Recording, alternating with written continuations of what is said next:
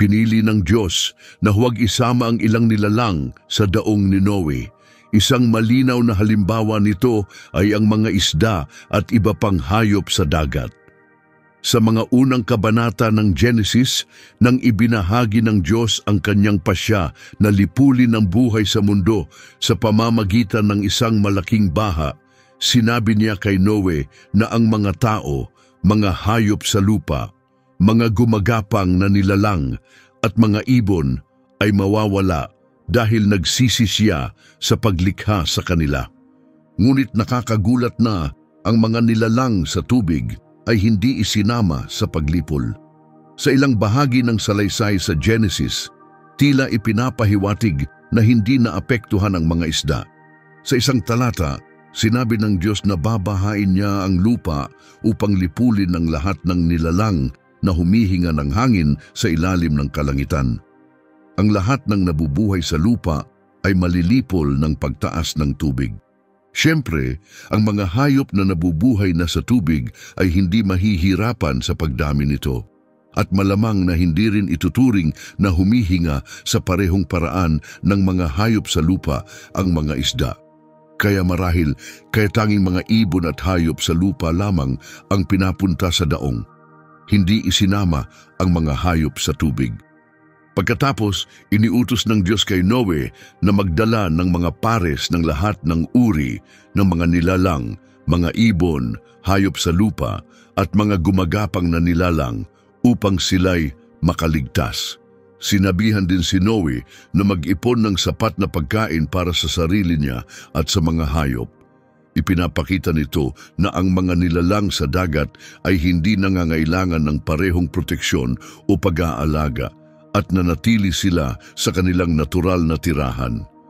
Sa isa pang bahagi na naglilista ng mga hayop na namatay sa baha, hindi binanggit ang mga isda o iba pang hayop sa dagat na nagpapalakas sa ideya na hindi sila naapektuhan. Tumaas ang tubig baha hanggang sa lumampas sa mga tuktok ng bundok, tinakpan ang mga ito ng humigit kumulang 15 siko. Bawat nilalang na gumagalaw sa lupa ay namatay. Mga ibon, mga alagang hayop, mga mababangis na hayop, lahat ng gumagapang na nilalang at bawat tao. Anumang nabubuhay sa tuyong lupa na humihinga ng hangin ay hindi nakaligtas. Nilipol ng Diyos ang lahat ng nabubuhay sa ibabaw ng lupa. Mga tao, mga hayop, mga gumagapang na nilalang at mga ibon. Lahat ay naglaho. Tanging si Noe at ang mga kasama niya sa daong ang nanatiling buhay. Pagkatapos, sa Genesis 8:1, sinabing naalala ng Diyos si Noe, pati ang mga hayop at alagang hayop na kasama niya sa daong. Ngunit walang binanggit tungkol sa mga nilalang sa dagat. Maaaring mukhang kakaiba ito, lalo na't hindi naman sila kasama sa paglipol ng mga hayop sa lupa. Hindi ipinaliwanag kung bakit hindi sila binanggit sa sandaling iyon. Nakakatulong ang pag-unawa ng mga sinaunang Hebreo sa mga hayop upang malinawan ito. Ayon sa kwento ng paglikha sa Genesis sa 5 araw, nilikha ng Diyos ang mga hayop sa dagat at mga ibon. Sinabi sa teksto na nilikha niya ang malalaking hayop sa dagat at lahat ng nabubuhay sa tubig, ayon sa bawat uri, pati ang bawat ibon. At nakita ng Diyos na mabuti ang kanyang nilikha. Ang 2 araw naman ay nakatuon sa paglikha ng mga hayop sa lupa. Ipinapakita ng mga talatang ito na hinati ng mga tao noon ang kaharian ng mga hayop sa 3 bahagi. Ang mga nasa dagat, ang mga lumilipad, at ang mga naglalakad sa lupa. Tanging mga ibon at hayop sa lupa ang dinala sa daong dahil hindi naman nanganganib ang mga hayop sa dagat sa baha. Susunod na tanong ng marami, dinala ba ni Noe ang tig-2 pares ng bawat hayop? Ang sagot ay medyo mas komplikado. Sa Genesis, sinabi ng Diyos kay Noe na kumuha ng 7 pares ng bawat malinis na hayop, lalaki at babae, and 1 pares lamang ng bawat hindi malinis na uri. Sinabihan din siyang kumuha ng 7 pares ng bawat uri ng ibon upang muling paramihin ang mga ito sa lupa. Ibig sabihin, mas maraming malinis na hayop kaysa sa hindi malinis, ayon sa tagubilin kay Noe. Ngunit ang ginamit na salita sa orihinal na wikang Hebreo ay medyo malabo. Binanggit nito ang 7-7, kaya mahirap malaman kung nagdala si Noe ng 7 hayop o 7 pares. Ang tiyak ay mas marami ang mga malilinis na hayop, bagamat isinulat lamang kalaunan ang formal na mga patakaran tungkol sa malinis at hindi malinis na hayop sa Levitiko. Tila alam na ni Noe ang pagkakaiba. May katuturan ito dahil may mga pag-aalay na ginagawa sa Diyos kahit bago pa ang panahon ni Moises, tulad ng ipinapakita sa mga naunang bahagi ng Genesis. Kaya tila ipinaalam na ng Diyos kung alin ang maaaring ialay at kalaunan kainin. Hindi ipinaliwanag ng Biblia kung paano nalaman ni Noe kung alin ang malinis. Ngunit nakakatulong ang mga sumunod na kasulatan upang maunawaan ang mga kategorya. Ang mga malilinis na hayop ay yaong parehong ngumunguya ng kud at may hati ang kuko tulad ng mga kambing, tupa, usa at baka. Malilinis ding itinuturing ang mga isda na may palikpik at kaliskis tulad ng bakalaw o tilapia. Ang ilang ibon tulad ng kalapati, manok at bibi ay kabilang din sa malinis na kategorya. Kagiliw-giliw na ang ilang insekto tulad ng mga balang at tipaklong ay itinuturing ding malinis. Sa kabilang banda, ang mga hayop na hindi natutugunan ang parehong pamantayan ng pagnguya ng kud at pagkakaroon ng hati ang kuko tulad ng baboy, kabayo, aso, pusa, asno at mga daga ay itinuring na marumi. Sa tubig, ang mga nilalang na walang palikpik at kaliskis, tulad ng mga shellfish, lobster, talaba at hito ay kabilang din sa mga marumi.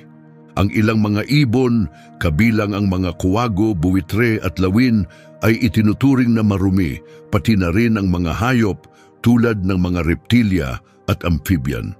Kalaunan, sa Bagong Tipan, tinuruan ng mga Kristiyano na hindi sila dapat husgahan base sa kung ano ang kanilang kinakain ayon sa Kolosas 2:16. Gayunpaman, maraming eksperto sa nutrisyon ang nagsabing ang mga lumang tuntunin tungkol sa malinis at maruming hayop ay nagbibigay ng mabuting patnubay sa kalusugan. Sa mga panahong kaunti pa lamang ang kaalaman tungkol sa kaligtasan sa pagkain, maaring nakatulong ang mga patakarang ito upang maiwasan ang mga sakit. Ang mga patakaran tungkol sa malinis at maruming hayop ay hindi lang para sa kalusugan. Isa rin itong paalala sa mga tao ng Israel na sila'y itinangi para sa isang espesyal na layunin, ang sumamba sa nag-iisang tunay na Diyos.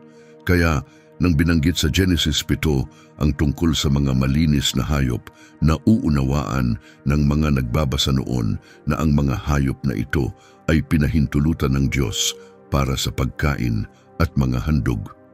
Makatuwiran kung bakit mas maraming malinis na hayop ang dinala ni Noe sa daong, hindi lamang upang mapanatili ang kanilang uri, kundi dahil kakailanganin din sila sa mga handog. Pagkatapos ng baha, nag-alay si Noe sa Diyos gaya ng mababasa sa Genesis 8:20. Dahil nagdala siya ng dagdag na malinis na hayop, may sapat pang natira upang muling paramihin ang mga ito sa lupa. Iniutos ng Diyos kay Noe na kumuha ng 7 pares ng bawat malinis na hayop. Bawat pares ay isang lalaki at isang babae. At ayon sa kwento, pinapunta rin ng Diyos ang mga hayop sa daong ng magkakapareha, maayos at tahimik, gaya ng nakasaad sa talata 9. Pangatlo, ang Nephilim. Nagsimula ang tunay na kwento ng Nephilim sa isang mahiwagang pangyayari. Ayon sa kasulatan, ang ilang mga anghel na sumunod kay Satanas ay lumabag sa kanilang tamang tungkulin. Sa halip na manatili sa espiritual na kalagayan, nagkatawang tao sila at nakihalubilo sa mga tao sa paraang labag sa kanilang layunin. Ang hindi pangkaraniwang ugnayang ito ay inilarawan sa Genesis 6:1-4. Sinabi na nang dumami ang populasyon ng tao at isinilang ang mga babae, napansin ng mga anak ng Diyos ang kanilang kagandahan at pinili silang maging asawa. Bilang tugon, sinabi ng Diyos na ang kanyang espiritu ay hindi mananatili sa tao magpakailanman dahil sila'y mortal. Itinakda niya ang haba ng buhay sa 120 taon. Sa panahong iyon, namuhay ang mga Nephilim sa mundo at maging pagkatapos noon nang ang mga nilalang mula sa langit ay nagkaroon ng mga anak sa mga kababaihan. Ang kanilang mga supling ay kinilala bilang makapangyarihang mga tao, hinahangaan at kinikilala sa mga sinaunang kwento. Hindi sila tulad ng karaniwang tao, ipinanganak sila mula sa isang pagsasanib na hindi dapat nangyari. Bago ang baha, may ilang mga tao na namumukod tangi dahil sa kanilang malaking laki at kakaibang pinagmulan na minarkahan ng isang madilim na espiritual na impluensya. Sila ang mga alamat na mandirigma at bayani ng sinaunang panahon. Sa simula, hindi hayagang ipinaliwanag ng Biblia ang supernatural na aspeto. Ngunit kung babasahin pa natin lalo na sa aklat ni Job, makikita natin ang mas malalim na pagkaunawa sa kapangyarihan ng Diyos sa lahat ng nilikha. Sa Job 38:4-7, tinanong ng Diyos si Job kung saan siya naroroon ng nilikha ang mundo. Inilarawan ng Diyos kung paano niya sinusukat at hinubog ang mundo habang umaawit ang mga bituin sa umaga at ang lahat ng anak ng Diyos ay sumisigaw sa kagalakan. Dito, ang mga bituin sa umaga ay karaniwang itinuturing na tumutukoy sa mga anghel. Ipinapakita ng talatang ito na nilikha ng Diyos ang mundo bago pa man umiral ang mga tao. At na ang mga anghel, kabilang na ang mga tinawag na mga anak ng Diyos, ay naroroon na at nasaksihan ang kanyang mga gawa. Kaya kapag binanggit sa Genesis 6 ang mga anak ng Diyos, maraming naniniwala na ito'y tumutukoy sa mga anghel. Ibig sabihin, ang mga binanggit ay may espiritual na kalikasan. Ang mga Nephilim, madalas tawaging mga nahulog, ay inilalarawan sa parehong talata bilang mga kilalang mandirigma sa sinaunang panahon. Ngunit hindi malinaw na ipinaliwanag ng Biblia kung paano eksaktong nabuo ang mga Nephilim. Sinabi lamang na sila'y naroroon nang ang mga anak ng Diyos ay nakisama sa mga anak na babae ng tao at nagkaanak. Nagdulot ito ng maraming tanong, bakit binanggit agad ang Nephilim pagkatapos pag-usapan ang pagsasanib ng mga makalangit na nilalang at mga babae? Hindi tuwirang ipinaliwanag ang koneksyon, ngunit naniniwala ang ilan na ang mga Nephilim ang mga naging anak ng kakaibang pagsasanib na iyon. Isang palatandaan ay makikita sa Bagong Tipan. Sa Judas 6, binanggit ang mga anghel na hindi nanatili sa lugar na inilaan sa kanila at iniwan ang kanilang tamang katayuan. Inuugnay ito pabalik sa Genesis 6 na nagpapahiwatig na may mga anghel na bumaba sa lupa at lumabag sa mga hangganang itinakda ng Diyos. Maraming iskolar ng Biblia ang naniniwalang ang Judas ay tumutukoy sa parehong pangyayari sa Genesis, kung saan ang mga anghel ay kumuha ng mga asawa mula sa mga tao at nagkaroon ng mga anak. Bagamat mahirap itong maunawaan sa panahon ngayon, ang Biblia ay puno ng mga bagay na lampas sa ating karaniwang inaasahan. Minsan, ang katotohanan ay mas nakakagulat kaysa sa katang-isip. Ikinukwento dito ang tungkol sa mga nilalang mula sa espiritual na daigdig na tinatawag na mga anak ng Diyos o mga anghel na tumawid papunta sa mundo ng tao. Ang kanilang mga anak ay naging natatanging mga hybrid, bahaging anghel, bahaging tao at inalala bilang makapangyarihan at alamat ng mga tao. Ang mga natatanging supling na ito ay tinawag na Nephilim. Hindi malinaw na ipinaliwanag ng Biblia kung bakit kumilos ng ganoon ang mga anghel, ngunit tila sila'y mga rebelde at tiwali na. Kaya hindi na nakakagulat ang kanilang ginawa. May isang teorya na nagsasabing may mas malalim silang layunin, hadlangan ang plano ng Diyos sa pamamagitan ng pagsira sa lahi ng tao. Sa Genesis 3:15, ipinangako ng Diyos na darating ang isang tagapagligtas, isang inapo ni Eva na tatalo sa ahas, si Satanas.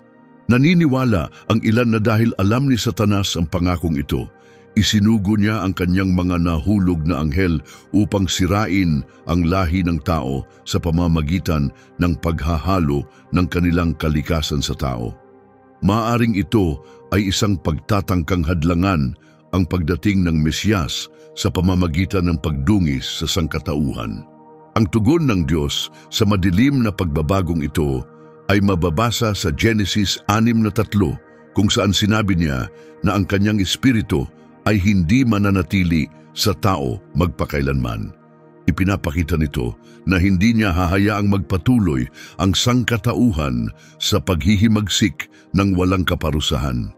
Sa kalaunan, mawawala ang kanyang pagtitiis.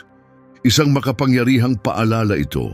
Hindi natin dapat isipin na palaging may panibagong pagkakataon upang lumapit sa Diyos. Maaaring dumating ang panahon na ang oportunidad ay tuluyang mawala. Kaya ang pinakamainam na oras upang lumapit sa Kanya ay ngayon, hindi bukas. Madalas itinuturing ang mga Nephilim bilang pangunahing dahilan ng malaking baha noong panahon ni Noe. Nang lumitaw ang mga nilalang na ito, nakita ng Diyos kung gaano kalalim ang kasamaan ng tao. Bawat pag-iisip at hangarin ng puso ng tao ay masama sa lahat ng oras. Ito'y nagdulot ng matinding pighati sa Diyos. Sa Genesis 6:5-6, sinabi na siya ay nagsisi sa paglikha sa tao at napuno ng kalungkutan. Sa kwento ng daong ni Noe, nakita ng Diyos kung gaano kalala ang pagkasira ng mundo. Nagpasya siyang bahain ang buong lupa, pinuksa ang halos lahat, maliban kay Noe, sa kanyang pamilya at sa mga hayop na nasa daong. Maging ang mga Nephilim ay hindi nakaligtas sa baha. Sa Genesis 6:6, sinabi na nagsisi ang Diyos sa paglikha sa tao. Sa ilang salin ng Biblia, ginamit ang salitang nalungkot, habang sa iba naman ay nagsisi. Ang orihinal na salitang Hebreo na ginamit ay nachum, na nagpapahayag ng malalim na dalamhati o isang mabigat na buntong hininga ng kalungkutan, higit pa sa simpleng pagsisisi. Kaya ano ang naging dahilan ng matinding kasamaan ng mga tao? Ito ba ay dahil ang mga sumunod sa Diyos ay nakihalubilo sa mga hindi sumunod? O bahagi rin kaya ito ng pakikialam ng mga espiritual na nilalang sa mga tao? Marami ang naniniwala na ang ikalawang paliwanag ang mas akma. May mga ebidensya na maaaring inulit pa ng mga nahulog na anghel ang kanilang kasalanan matapos ang baha. Sa katunayan, ang terminong madalas gamitin sa lumang tipan para sa mga higante ay Repaim. Lumilitaw sila ng maraming beses at tila konektado sa natitirang espiritual na kabulukan. Nanatili silang isang misteryoso at mahalagang bahagi ng salaysay sa Biblia. Mismo si Jesus ang gumawa ng isang makapangyarihang paghahambing sa Lucas 17:26-30. Sinabi niya na ang mga huling araw bago ang kanyang pagbabalik ay magiging katulad ng panahon ni Noe. Noon, abala ang mga tao sa karaniwang buhay, kumakain, umiinom, nagpapakasal, hanggang biglaang dumating ang baha at nilipol sila. Ikinumpara rin niya ito sa panahon ni Lot. Ang mga tao ay namumuhay ng normal, bumibili at nagbebenta, nagtatanim at nagtatayo nang biglaang bumagsak ang apoy at asupre sa Sodoma. Sa parehong kaso, dumating ang paghatol ng walang babala. Sinabi ni Jesus na ganoon din ang mangyayari sa kanyang pagbabalik. May isa pang mahalagang aspeto ng mga huling araw na binanggit ni Jesus, isang bagay na makikita sa panahon ni Noe at Lot. Binanggit niya ang 8 karaniwang gawain: pagkain, pag-inom, pagpapakasal, pagbibigay sa kasal, pagbili, pagbebenta, pagtatayo, at pagtatanim. Wala sa mga gawaing ito ang masama sa kanilang sarili. Kaya ano ang tunay na problema? Ang totoong issue ay naging lubos silang abala at nakatuon sa mga bagay na ito.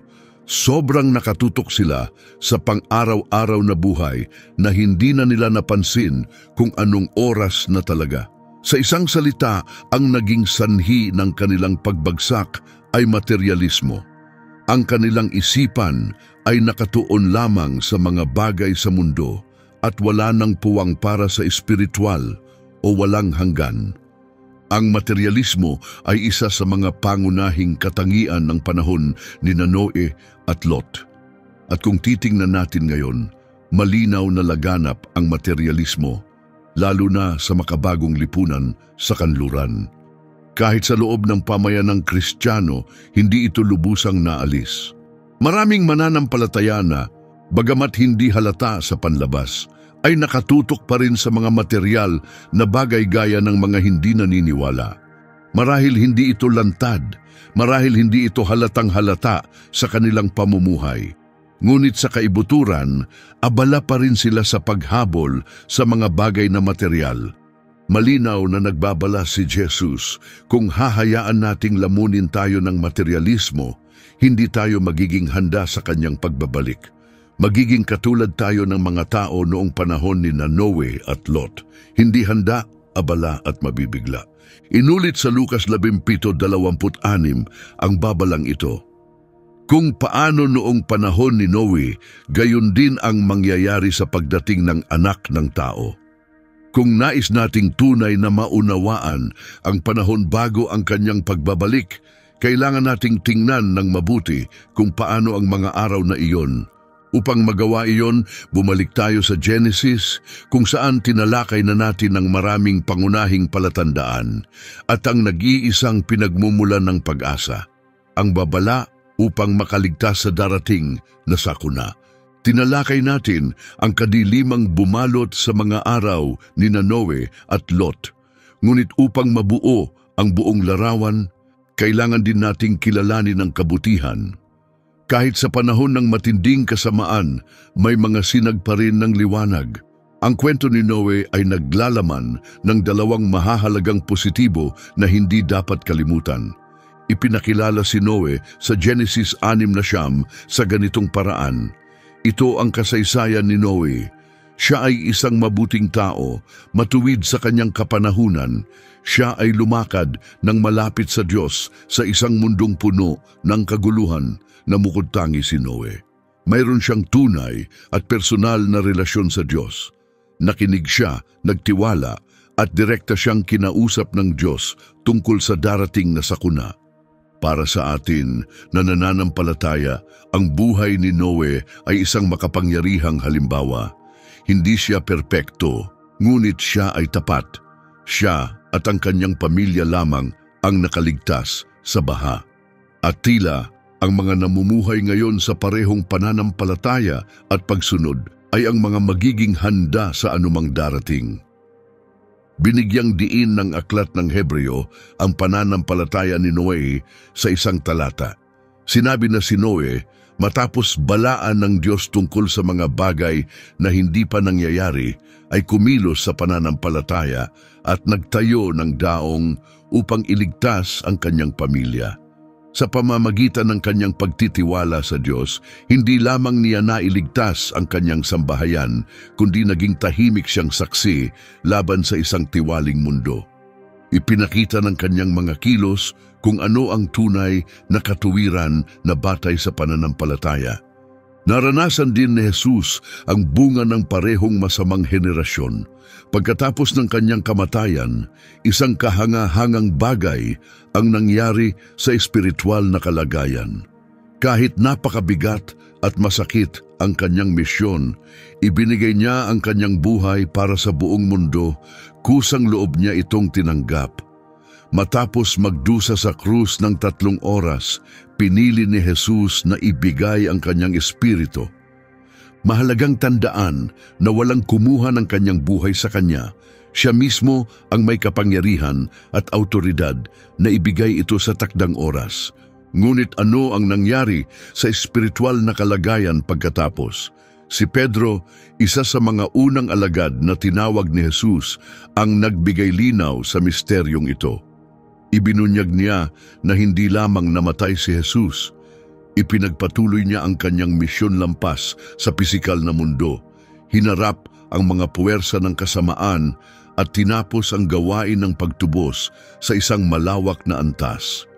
Ipinakita rin ng kwento ni Pedro ang isang kahangahangang pagbabago. Sa una, siya'y alanganin, madaling matinag, parang tambo na hinahampas ng hangin. Ngunit matapos siyang iwan ni Jesus, naging matatag siyang pinuno. Siya ang unang binanggit sa 12 alagad at madalas siyang nagsasalita para sa lahat. Ngunit paano naman si Jesus? Saan napunta ang kanyang espiritu pagkatapos ng krusipiksyon? Pumunta ba siya sa langit o sa ibang lugar? Maraming naging debate tungkol sa kung ano ang nangyari sa loob ng 3 araw sa pagitan ng kanyang kamatayan at muling pagkabuhay. Isa sa mga pinakakapanapanabik at misteryosong talata ay matatagpuan sa unang Pedro 3:18 hanggang 21. Sinasabi sa kasulatan na labis na nagdusa si Jesus, hindi para sa kanyang sariling kasalanan, kundi para sa atin. Siya, ang matuwid, ay pinalitan ang mga makasalanan upang ibalik tayo sa Diyos at pagalingin ang nasirang ugnayan ng tao at ng maylalang. Sinasabi nito, si Kristo ay namatay ng minsan para sa mga kasalanan, ang matuwid para sa mga makasalanan upang dalhin kayo sa Diyos. Siya ay pinatay sa laman, ngunit binuhay sa espiritu. Sa kalagayang espiritual, pumunta siya at nangaral sa mga espiritong nakakulong, yaong mga naging masuwayin noong panahon ni Noe habang matiyagang naghihintay ang Diyos. 8 tao lamang ang naligtas sa pamamagitan ng tubig baha, ngunit sa mga tahimik na araw pagkatapos ng kanyang kamatayan, si Jesus, buhay sa espiritu, ay pumunta at nagsalita sa mga kaluluwang nasa bilangguan. Kaya pumunta nga ba si Jesus sa Hades upang kausapin ang mga espiritu? Batay sa talatang ito, oo. Sa tulong ng Espiritu Santo, gumawa siya ng isang pahayag sa mga dating sumuway sa Diyos. Ipinapakita na kahit sa kamatayan, ipinagpatuloy niya ang kanyang misyon, ang ipahayag ang katotohanan kahit sa mga malayo sa buhay.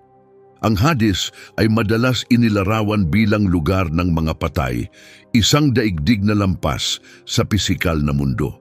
At ayon sa kasulatan, pumunta si Jesus doon upang ihatid ang isang makapangyarihang mensahe, isang kahangahangang ideya na sa panahon sa pagitan ng kanyang kamatayan at muling pagkabuhay, nangaral siya sa mga espiritong nasa pagkabihag. Itinataas nito ang isang mahalagang tanong: sino ang may pinakamataas na kapangyarihan sa buong sansinukob? Anuman ang iyong pinagmulan o paniniwala, nagbibigay ng tuwirang sagot ang Biblia. Sinasabi nito na ang lahat, maging sa langit, sa lupa o sa ilalim ng lupa, ay kikilala kay Jesus bilang pinakadakilang autoridad. Ipinapakita ng katotohanan ito ang kahangahangang kapangyarihan ni Jesus sa lahat ng bagay. Bagaman maaring nakakatakot ito, nagbibigay rin ito ng malalim na kapanatagan, ang kaalaman na ang siyang namumuno sa lahat ay hindi lamang makapangyarihan, kundi mabuti at mahabagin, ay nagbibigay ng pag-asa sa isang mundong puno ng kawalang katiyakan. Malinaw itong sinabi sa Filipos 2:10. Sa pangalan ni Jesus, ang bawat tuhod ay luluhod, sa langit, sa lupa, at sa ilalim ng lupa. Kahit ang mga nasa kaharian ng mga patay ay kikilala sa Kanya. Ipinapakita ng talatang ito na si Jesus ay nanatiling ganap na mulat at kumikilos kahit sa kamatayan. Siya ay may kamalayan at nakikipag-ugnayan sa iba sa loob ng 3 araw, at ang mga kausap niya ay mulat din at tumutugon. Kaagad pagkatapos niyang mamatay, pumasok siya sa daigdig ng mga patay at ipinahayag ang isang mensahe sa mga espiritu roon. Pagkatapos, sa unang umaga ng Pasko ng pagkabuhay, muling pinagsama ang kanyang espiritu at katawan. Sa bawat yugto, kamatayan, pagbaba sa Hades at muling pagkabuhay, nanatili si Jesus na ganap na mulat at may layunin. At ang pagkakakilanlan ng mga espiritong pinuntahan niya ay hindi malabo. Sila ang mga nagrebelde at naging masuwayin noong unang panahon. Kailan ba naging masuwayin ang mga espiritong ito? Sino sila? Upang malaman ang sagot, bumalik tayo sa mga unang kabanata ng Genesis, lalo na sa Genesis 6, 1-5, na naglalarawan ng madilim na larawan ng mundo bago ang baha. Nooy hindi isang lugar ng kapayapaan o kabutihan ng mundo. Sa halip, ito ay puno ng katiwalian, karahasan at mga taong hinahabol lamang ang sarili nilang mga hangarin. Isang lipunan kung saan hindi na pinahahalagahan ang katotohanan at habag. Namuhay ang mga tao ng makasarili, ginagawa kung ano ang makapagbibigay sa kanila ng kasiyahan kahit pa may masamang epekto sa iba. Karaniwan na ang panlilinlang at ang panlalamang sa kapwa ang naging paraan ng pamumuhay. Lahat ay para sa sariling kapakinabangan. Ang mga pamilya ay hindi na nagbibigay ng kaligtasan o pagmamahal. Sa halip, sila'y madalas na wasak ng kasinungalingan at kawalan ng tiwala. Ang mga kapitbahay ay hindi nagtutulungan. Sila'y nagsasamantala sa isa't isa. Ang mga pinuno at pamahalaan ay hindi nagbibigay ng katarungan. Ginamit nila ang kapangyarihan upang ipagsilbi ang kanilang mga sarili at apihin ang mahihina. Ngunit sa gitna ng lahat ng kadilimang ito, may isang taong namukod-tangi, si Noe. Mula pa lamang sa simula, makikita na natin ang kanyang pagiging kakaiba. Siya lamang ang binigyan ng paliwanag sa kanyang pangalan. Pinangalanan siyang Noe ng kanyang ama na si Lamek, na kahawig ng salitang Hebreo para sa pahinga o ginhawa. Naniniwala si Lamek na magdadala ng kaaliwan ang kanyang anak. At hindi nagtagal, nakita natin kung saan niya dadalhin ang kaaliwan. Sa Genesis 6:7, sinabing lumaganap na ang kasamaan sa buong lupa. Nag-ugat na ang kasalanan at nagdulot ng matinding pagkasira. Ngunit sa gitna ng lahat ng ito, nakasumpong si Noe ng biyaya sa Diyos. Sa Genesis 6:22, sinabing sinunod ni Noe ang lahat ng iniutos sa kanya ng Diyos ng eksakto gaya ng sinabi. Hindi natin tiyak kung gaano karami ang tao sa mundo nang dumating ang baha. Hindi binanggit sa Biblia ang bilang kaya maaari lamang tayong magbigay ng hinuha. Ngunit malinaw na ipinakita na lubhang naging immoral at marahas ang mga tao. Malamang na bago ang baha, ang mga digmaan, sakit at iba pang paghihirap ang pumigil sa mabilis na paglaki ng populasyon. Ngayon, sa tahimik na sandaling ito, lumalapit kami sa iyo, Panginoon. Sa mga bukas na puso at isipan na handang matuto, hinahangad namin ang iyong karunungan. Sama-sama kaming lumalapit bilang mga mag-aaral, sabik na maunawaan ang iyong salita, ang banal na kasulatang nagbibigay liwanag sa aming landas at nagpapalusog sa aming espiritu. Ipagkaloob mo sa amin ang biyayang lumapit sa kasulatan ng may kababaang loob. Tulungan mo kaming bitawan ang aming mga inaakala at buksan mo ang aming mga puso upang marinig ng malinaw ang iyong mensahe. Habang aming sinasaliksik ang iyong salita, gabayan mo kami, Panginoon, at tulungan mo kaming matuklasan ang mga katotohanang nakatago rito. Paliwanagin mo ang mga pahinang ito. Hayaan mong samahan kami ng iyong banal na espiritu na magbubunyag ng mas malalim na kahulugan at sariwang pagkaunawa sa sinaunang mga talata. Sa pangalan ni Jesus, Kami nananalangin, Amen. At dito nagtatapos ang video na ito. Naway nagbigay ito sa iyo ng inspirasyon, kaalaman at mas malalim na koneksyon sa pananampalataya. Kung ang mensaheng ito ay nakaantig sa iyong puso, huwag kalimutang sumali sa aming lumalaking komunidad. Pindutin mo ang subscribe button, bigyan ng like ang video na ito at ibahagi ang iyong mga saloobin sa comments. Ang iyong suporta ay tumutulong upang maabot pa namin ang mas maraming tao sa pamamagitan ng mga makabuluhang kwento. Kung nararamdaman mong tinatawag ka upang tumulong sa amin na ipagpatuloy ang misyong ito ng pagpapalaganap ng espiritual na kaalaman at pagpapalakas ng loob, isaalang-alang mong maging miyembro ng aming channel. Malaki ang naitutulong ng iyong suporta. Makikita mo ang link sa ibaba ng description kung nais mong sumali ngayon. Ipagpatuloy mo ang iyong paglalakbay. Dito sa screen, iniwan ko ang 2 pang video na sumasaliksik sa mayamang at makapangyarihang kasaysayan ng Biblia. Panoorin mo sila pagkatapos upang lalo pang lumago sa pananampalataya. Pagpalain ka ng Diyos, magkita tayo sa susunod na video.